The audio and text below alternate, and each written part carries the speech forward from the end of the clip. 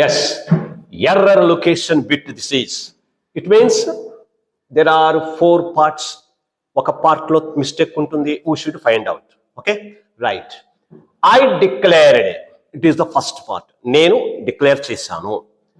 That all will go wrong. It is the second part.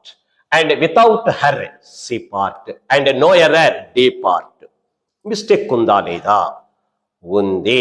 Major mistake ఉంది my dear students.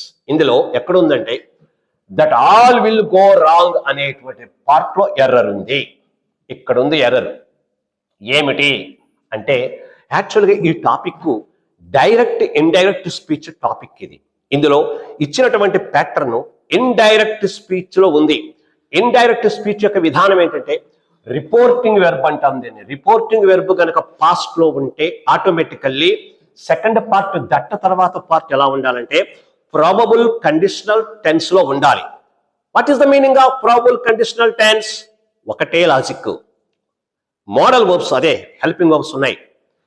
Will వస్తే would, shall వస్తే should, can వస్తే could, may వస్తే might. Understood or not? Will వస్తే would రావాలి, shall వస్తే should రావాలి, can వస్తే కుడ్ రావాలి, మే వస్తే మైట్ రావాలి. మరి ఇందులో ఇక్కడ విల్ వచ్చింది కాబట్టి విల్ ఉండకూడదు. మరి ఏముండాలి?